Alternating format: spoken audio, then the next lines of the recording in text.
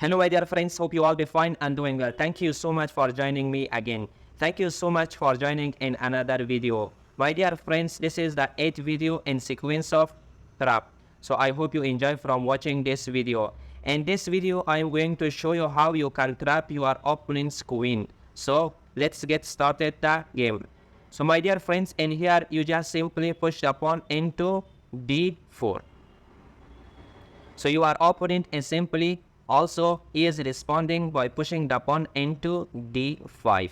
So now you have to push the pawn into c4, and this opening is called Queen's Gambit.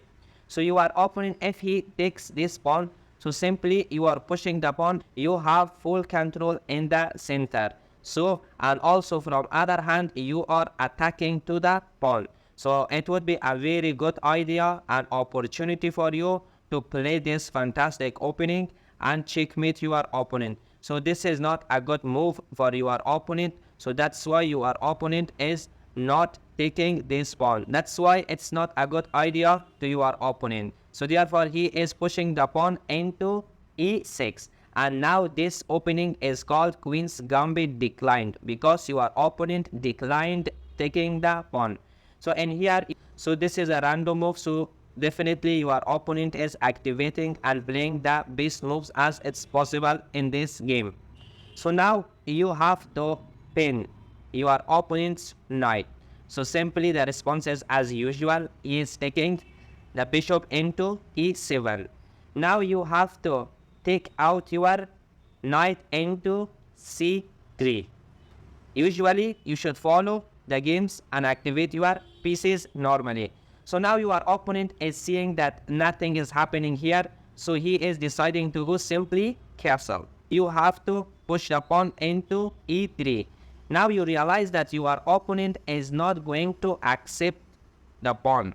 So that's why you have to push your pawn into e3 and also open the lines for your bishop. And in another way, you should have this opportunity to go castle. Your opponent is taking the rook into e8. The reason behind this move is that now you didn't go castle, and your opponent somehow he is deciding to break the center and attacks to you. So my dear friends, this is also one of the rules in chess. If your opponent didn't go castle early, so you have to break the center and attack to him. So it would be difficult for him to defend. It is a very good for your opponent to take the rook into e8. For example, if you take your bishop in here, so now your opponent is taking your pawn. For example, if you take it back, so what happens in here? You develop your pieces twice. So in the beginning of the game, in the opening, it is not a good idea to develop your pieces twice, because you are losing the tempo. You are losing your turn. Your opponent used from this opportunity and placed his rook into e8.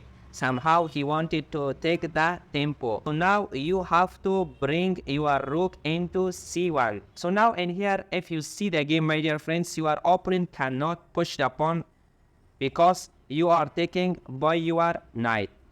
So he is activating his knight into e3.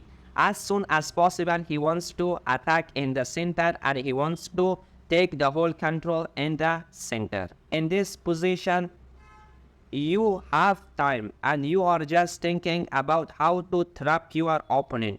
So this is a very good move for you. So now you have to activate your queen by taking it into c2. Your opponent is seeing that you activated your queen, and you have different options. Maybe one of your target is taking this pawn in an active way. For example, if you take your knight in here, definitely you are having this opportunity, especially after taking the pawn by your pawn. So you have this fantastic move. So that's why your opponent in this position pushing the pawn into a6, and he is not allowing that you should move your knight. So you can move your knight, but it's not an active square. Now my dear friends, your turn, and you should decide you want to go castle in this position. So therefore, you should take the pawn. So this is the time you should take your opponent's pawn. So your opponent is simply taking by his pawn. Now you have to activate your bishop. Somehow you are attacking to threatening your opponent that I'm going to take your pawn. So in here, right now you cannot take by your bishop because your opponent has this knight. If you take this knight, so simply he is taking with another knight. Again, you don't have that active move that you want to take that pawn. So therefore, the game is a little bit tricky. So your opponent is pushing the pawn into c6. In this way, he is defending his center pawn. Now there is not any other active move, so this is the best time for you to decide to go castle. So in here, your opponent is seeing the situation is complicated, so he is playing a very nice move, and that is taking his knight into e4. See, my dear friends, he is attacking with his knight to your knight and your bishop. In this position, my dear friends, you cannot take this knight by your bishop because you are losing your bishop.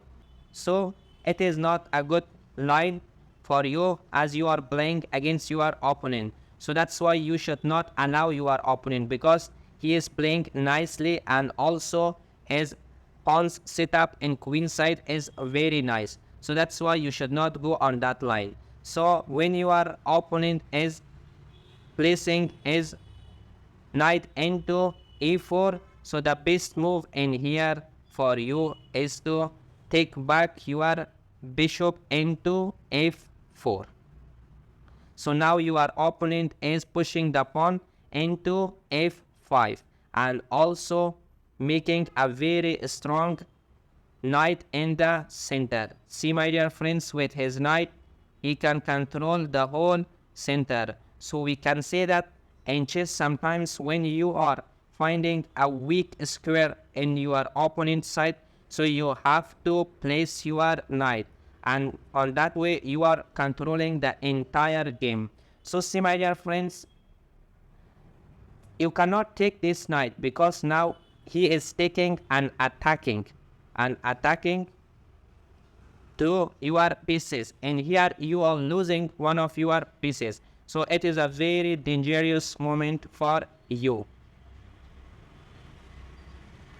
So in here, my dear friends, as a white, you have the best move. Especially the only reason that I made this video was going to show you how you can play if you faced in this position.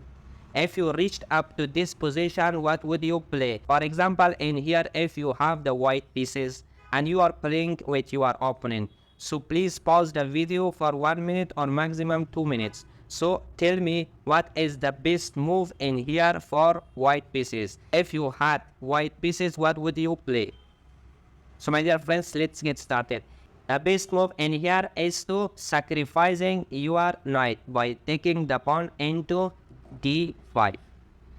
Now, if your opponent takes your knight, so you have the best move, and that is taking your bishop. You trap your opponent's queen, so your opponent is losing the queen, and definitely in this position you are winning the game.